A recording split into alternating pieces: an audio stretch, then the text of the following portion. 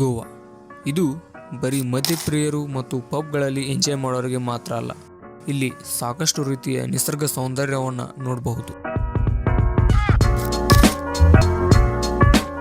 ಎಲ್ಲ ವಯಸ್ಕರರನ್ನು ಮತ್ತು ಎಲ್ಲ ಜಾತಿ ಧರ್ಮದವರನ್ನು ಗೋವಾ ಬನ್ನಿ ಅಂತ ಕೈ ಬೀಸಿ ಕರೆಯುತ್ತೆ. ಗೋವಾ ಅಂದ್ರೆ ಎಲ್ರಿಗೂ ಇಷ್ಟ. ಒಂದ್ಸಲನಾದ್ರೂ ಇಲ್ಲಿ ಹೋಗಿ ಎಂಜಾಯ್ ಮಾಡಬೇಕು ಅನ್ನೋದು ಎಲ್ಲ ಪೀಳಿಗೆಗೂ ಇಷ್ಟ. ಅದರಲ್ಲೂ ಇಂದಿನ ಯುವ ಪೀಳಿಗೆಗೆ ಗೋವಾಕ್ಕೆ ಹೋಗೋದೇ ಒಂದು ಡ್ರೀಮ್ ಆಗಿರುತ್ತೆ.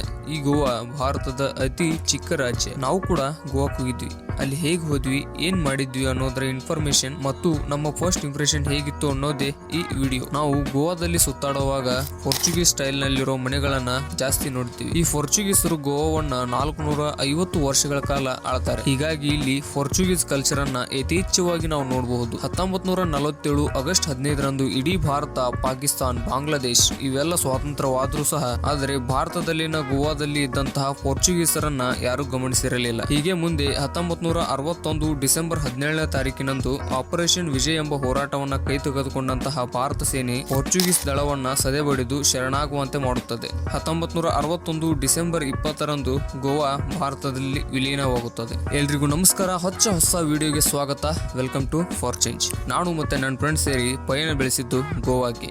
ಟ್ರೈನ್ನಲ್ಲಿ ಒಳ್ಳೆಯ ನೇಚರ್ ನೋಡುತ್ತಾ ನಾವು ಹೋಗಿ ತಲುಪಿದ್ದು ಕರ್ಮಲಿ ಜಂಕ್ಷನ್. ಇದು ನಾರ್ತ್ ಗೋವಾದಲ್ಲಿದೆ. ಇನ್ನೊಂದು ವಿಷಯ, ಗೋವಾದಲ್ಲಿ ಇರೋದು ಎರಡೇ ಜಿಲ್ಲೆಗಳು, ಒಂದು ನಾರ್ತ್ ಗೋವಾ, ಇನ್ನೊಂದು ಸೌತ್ ಗೋವಾ. ನಾರ್ತ್ ಗೋವಾದಲ್ಲಿ ಜಾಸ್ತಿ ಟೂರಿಸ್ಟ್ ಹೋಗೋ ಕಾರಣ ನಾರ್ತ್ ಗೋವಾ ಸಿಕ್ಕಾಪಟ್ಟೆ ಎಕ್ಸ್ಪೆನ್ಸಿವ್ ಆಗಿದೆ. ಸೌತ್ ಗೋವಾದಲ್ಲಿ ಕಡಿಮೆ ಜನ ಇದ್ದು ಬಜೆಟ್ ಅಲ್ಲಿ ಚೆನ್ನಾಗಿದೆ. ಕರ್ಮಲಿ ಜಂಕ್ಷನ್ ಹೊರಗಡೆನೆ ಪ್ರೈವೇಟ್ ಬಸ್ಗಳು ಕೂಡ ಇರ್ತವೆ. ಒಬ್ಬರಿಗೆ 50 ರೂಪಾಯಿ ತಗೋತಾರೆ KTC ಬಸ್ ಸ್ಟ್ಯಾಂಡ್ ಪಣಜಿಗೆ ಬಿಡೋಕೆ. ಗೋವಾದಲ್ಲಿ ತುಂಬಾ ಜಾಸ್ತಿ ಮಳೆ ಆಗ್ತಾ ಇದೆ. ಇರೋ ಬರೋ ರೋಡ್ಗಳು ನದಿ ತರ ಹರಿತಾ ಇವೆ. ನಾವು ಯಾವುದೇ ರೈನ್ ಜಾಕೆಟ್ ಛತ್ರಿ ತಗೊಂಡು ಹೋಗಿದ್ದಿಲ್ಲ. ನೀವೇನಾದ್ರೂ ಹೋದ್ರೆ ಈ ತಪ್ಪು ಮಾಡಬೇಡಿ.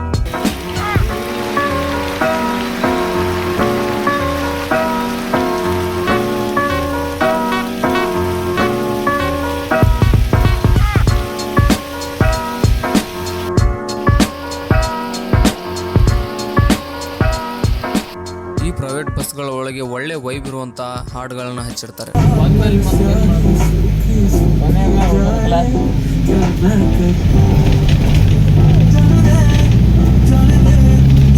ಈ KTC ಬಸ್ ಸ್ಟ್ಯಾಂಡ್ಗೆ ಇಳಿದ ತಕ್ಷಣ ನಮಗೆ ಕಲ್ಲಂಗುಡ್ ಬೀಚ್ಗೆ ಹೋಗೋಕೆ ಡೈರೆಕ್ಟ್ ಬಸ್ ಸಿಕ್ತು. ಅಲ್ಲಿ ಕೂಡ ಒಬ್ಬರಿಗೆ 50 ರೂಪಾಯಿ ತಗೊಂಡು. ಈ ಕಲ್ಲಂಗುಡ್ ಬಸ್ ಸ್ಟ್ಯಾಂಡಿಂದ ಸ್ವಲ್ಪ ದೂರ ನಡೆದ್ರೆ ನಮಗೆ ಸಿಗೋದೆ ವಿಶಾಲವಾದ ಕಲ್ಲಂಗುಟ್ ಬೀಚ್. ನಾವು ಮಾನ್ಸೂನ್ ನಲ್ಲಿ ಜನ ಕಡಿಮೆ ಇರ್ತಾರಂತ ಮಾಡಿದ್ವಿ, ಆದ್ರೆ ಗೋವಾ ಎಲ್ಲ ಸೀಸನ್ ನಲ್ಲಿಯೂ ಪ್ರವಾಸಿಗರನ್ನ ಆಕರ್ಷಿಸುತ್ತೆ. ಆ ವಿಶಾಲವಾದ ಸಮುದ್ರ ನೋಡಿ ಮುಂದೆ ಹೋದ್ವಿ. ಬೀಚ್ ಪಕ್ಕದಲ್ಲಿ ರೆಸ್ಟೋರೆಂಟ್ ಗಳಿದ್ದವು. ಅಲ್ಲಿ ಕೂತ್ಕೊಂಡು liquor, juice, food, snacks enjoy ಮಾಡಬಹುದು. ಆದ್ರೆ ತುಂಬಾ ಬೆಲೆ ಜಾಸ್ತಿ ಇರುತ್ತೆ. ನಾವು ಈ ಕಲ್ಲಂಗುಟ್ ಬೀಚ್ ನಲ್ಲಿ ನೋಡಿದಂತಹ ಒಂದು ಒಳ್ಳೆ ವಿಷಯ ಅಂದ್ರೆ ಕ್ಲೀನಿಂಗ್.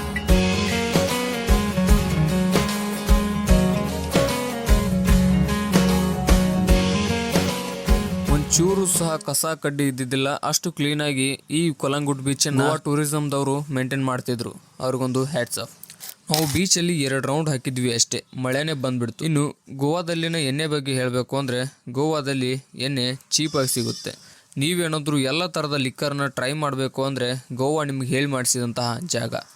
ಇಲ್ಲಿ ಯಾಕೆ ಎಣ್ಣೆ ಚೀಪ್ ಅಂದ್ರೆ, 1, ಇಲ್ಲಿ ಎಣ್ಣೆಗೆ ಟ್ಯಾಕ್ಸ್ ಕಡಿಮೆ ಹಾಕ್ತಾರೆ. 2, ಇಲ್ಲಿನ ಸರ್ಕಾರದ ಮೇನ್ ಗೋಲ್ ಟೂರಿಸಂ ಅನ್ನ ಬೂಸ್ಟ್ ಮಾಡಬೇಕು. ಹೀಗಾಗಿ ಎಣ್ಣೆ ರೇಟ್ ಏನಾದರೂ ಕಡಿಮೆ ಮಾಡಿದ್ರೆ ಆಟೋಮೆಟಿಕ್ ಆಗಿ ಟೂರಿಸಂ ಬೂಸ್ಟ್ ಆಗುತ್ತೆ ಅಂತ ಅವ್ರಿಗೆ ಗೊತ್ತು. 3ನೇದು, ಈ ಎಣ್ಣೆ ಜಾಸ್ತಿ ಇದೇ ಗೋವಾದಲ್ಲಿ ರೆಡಿ ಆಗುತ್ತೆ, ಹೀಗಾಗಿ ಚೀಪ್ ಸಿಗುತ್ತೆ. ಇನ್ನು ಇಲ್ಲಿನ ಎಣ್ಣೆನ ಕರ್ನಾಟಕ ಅಥವಾ ಬೇರೆ ಸ್ಟೇಟ್ ಗಳಿಗೆ ತಗೊಂಡು ಹೋಗೋಕೆ ಯಾಕೆ ಬಿಡಲ್ಲ ಅಂದ್ರೆ, ಇಲ್ಲಿ ಚೀಪ್ ಆಗಿ ಸಿಗೋ ಕಾರಣ ಜನ ಏನಾದ್ರೂ ತಿಂಗಳಿಗಾಗುವಷ್ಟು ಬಾಕ್ಸ್ ಎಣ್ಣೆ ಏನಾದ್ರೂ ಒಯ್ದ್ರೆ ಗೋವಾ ಎಕಾನಮಿ ಬೂಸ್ಟ್ ಆಗುತ್ತೆ.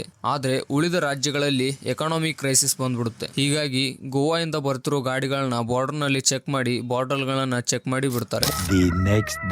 ಮರುದಿನ ನಾವು ಹೋಗ್ಬೇಕು ಅಂತ ಡಿಸೈಡ್ ಮಾಡಿದ್ದು ಬಟರ್ಫ್ಲೈ ಬೀಚ್. ಆದ್ರೆ ಹೋಗಿದ್ದು ಸೌತ್ ಗೋವಾದಲ್ಲಿರುವಂತಹ ಫಾವಲಿನ್ ಬೀಚ್ಗೆ. ನಾರ್ತ್ ಗೋವಾದಲ್ಲಿದ್ದವರು ಸೌತ್ ಗೋವಾಗೆ ಯಾಕೆ ಬಂದ್ವಿ ಅಂದ್ರೆ ದಿ ನೇಚರ್.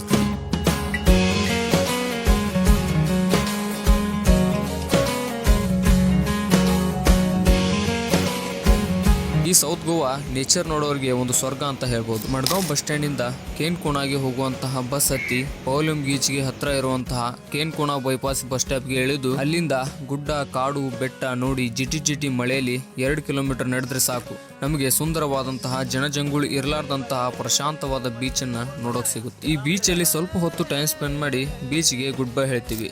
ಈ ಬೀಚ್ ಬಗ್ಗೆ ಸಂಪೂರ್ಣವಾದಂತಹ ವಿಡಿಯೋ ಇದೆ, ಅದಕ್ಕೆ ಇವಾಗಲೇ ಚಾನಲ್ ನ ಸಬ್ಸ್ಕ್ರೈಬ್ ಮಾಡ್ಕೊಳ್ಳಿ. ನೀವೇನಾದ್ರೂ ಈ ಪಹೋಲಿಮ್ ಬೀಚ್ಗೆ ಹೋದ್ರೆ ಬೀಚ್ ಮುಂದೆನೆ ಒಂದು ರೆಸ್ಟ್ ರೂಮ್ ಇದೆ, ಅಲ್ಲಿ ನಿಮ್ಮ ಬ್ಯಾಗ್ಗಳನ್ನು ಇಟ್ಟು ಆರಾಮಾಗಿ ಬೀಚಲ್ಲಿ ಎಂಜಾಯ್ ಮಾಡಬಹುದು. ಫುಲ್ ಸೇಫ್ ಇರುತ್ತೆ. ಈ ಪಹೋಲಿಮ್ ಬೀಚ್ ಬಗ್ಗೆ ಸಂಪೂರ್ಣವಾದಂತಹ ವಿಡಿಯೋ ಇದೆ, ಅದಕ್ಕೆ ಸಬ್ಸ್ಕ್ರೈಬ್ ಮಾಡ್ಕೊಳ್ಳಿ. ನೀವೇನಾದ್ರೂ ಗೋವಾಕ್ಕೆ ಹೋದ್ರೆ ಎಲ್ಲೆಲ್ಲಿ ಹೋಗಬೇಕು ಅಂತ ನೆಕ್ಸ್ಟ್ ವಿಡಿಯೋದಲ್ಲಿ ಹೇಳ್ತೀನಿ. ಅಲ್ಲಿವರೆಗೂ ಖುಷಿಯಾಗಿದೆ.